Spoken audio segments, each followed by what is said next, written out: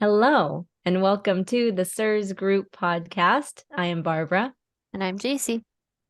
And today we're talking about the guys, Just guys. just Just men, that's it. That's all we're going to talk about. very specifically. Yeah.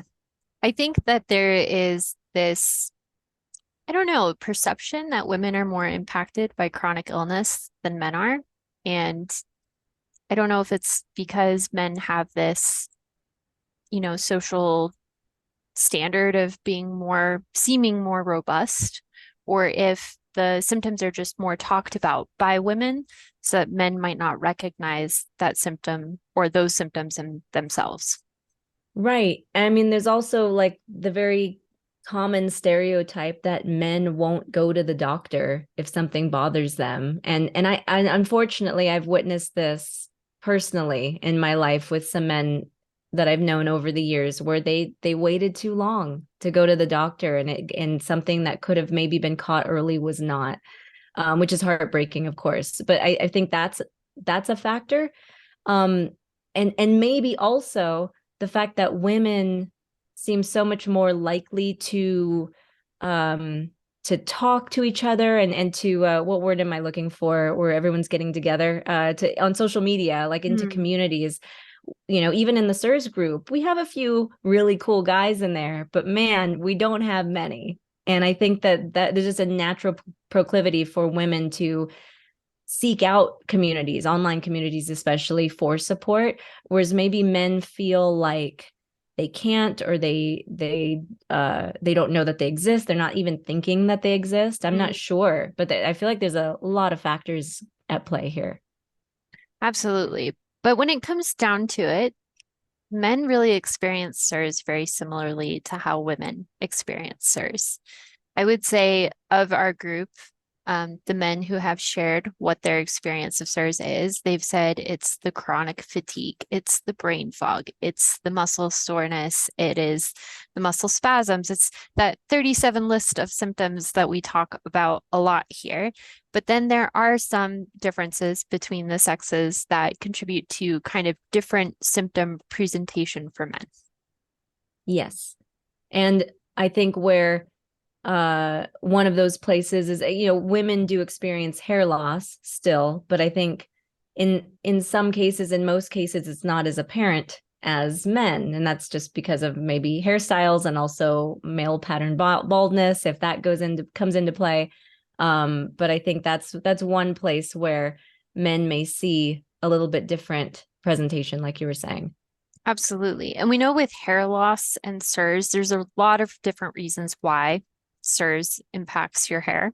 One is when your body is under that much chronic stress, it stops prioritizing growing your hair. Like when your body is just trying to survive, it's not like, oh, you know what? We should grow more hair on their head. Like that's not the priority right now. Right. The other thing is with chronic inflammation and very often after acute illnesses, people experience something called telogen effluvium, which is just basically your cortisol has spiked so high that typically it's like a 3 month time lag after you have that illness that you actually start experiencing that hair loss, and you can lose up to 50% of your hair. Now, the good news with that is it does grow back. So deep breaths, everyone. Treating CIRS will actually help with your hair loss. You don't have to take any special supplements. You just have to do the protocol. Well, you do take supplements, but not like hair supplements. You take the CIRS supplements in order to move forward with the protocol, and that will help with the hair loss. Yeah. Um, and then the other place, which it does affect, I think, women and men similarly, but just obviously also differently, is the libido aspect. CIRS does cause low testosterone, low DHEA. Those were very low for me when I tested. And yeah, it can cause a lack of interest in sex, but that can manifest potentially for men as erectile dysfunction. Am I allowed to say that on YouTube? Because I just did.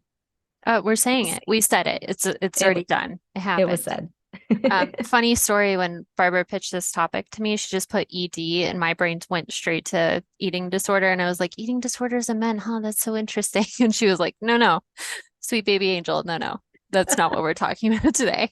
Um, so this is really hard for me to talk about like men's experience of this symptom of CIRS, but I can talk about my own experience. So my libido is something that I have found very helpful to track my progress as I kind of navigated carnivore. And it's something that I use to tell how healthy I was. If you are not healthy, your body is, again, not going to prioritize that function specifically. So throughout my carnivore journey, I was playing with macros quite a bit to compete in a bikini competition. And I could tell when my macros were off because my libido would just tank. So the interesting thing is when I started presenting with all of my CIRS symptoms, it didn't matter what I ate. I had no libido, no interest, nothing. I was just like, this is so far from the realm of what I want to do. And it's not just the low testosterone, it's also you're exhausted all the time. You feel like a flaming pile of garbage trapped inside of a flesh prison. So I think when we're talking about these things, it's really, CIRS is treatable and it is manageable. And it is something that you can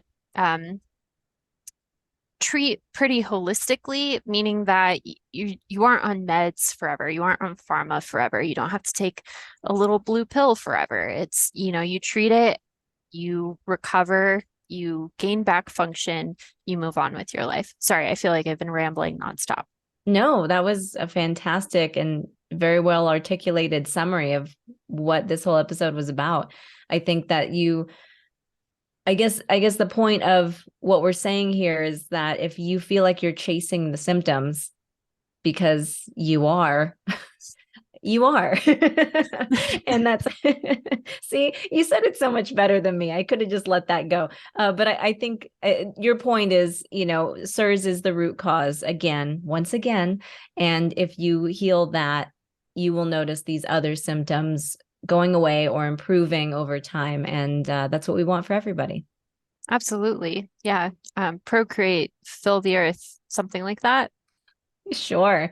Yeah, make some babies, man. And CIRS is, you know what? CIRS is probably affecting some people's fertility. I mean, I know we were just talking about men, and I guess that we can, talk about sperm count specifically, but I'm thinking of, women being able to create and house a little child inside of them to term. I feel like CIRS can affect that as well, and that's something else to consider if that's something that you want to do and you want to conceive.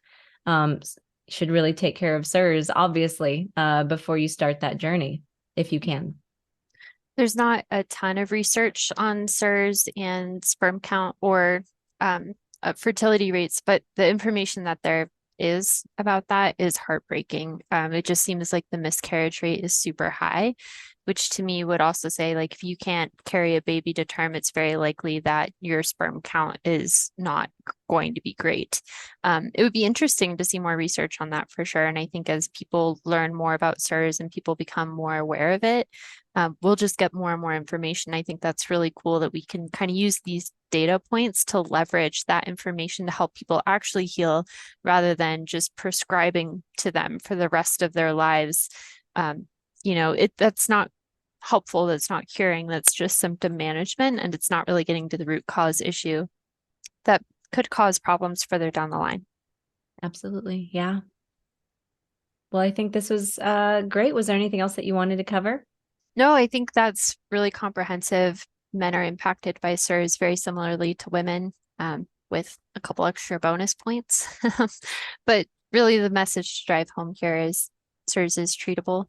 It is manageable. You can move on with a really normal life after going through the Shoemaker protocol. And that's really what we wanted to share here today. Yep.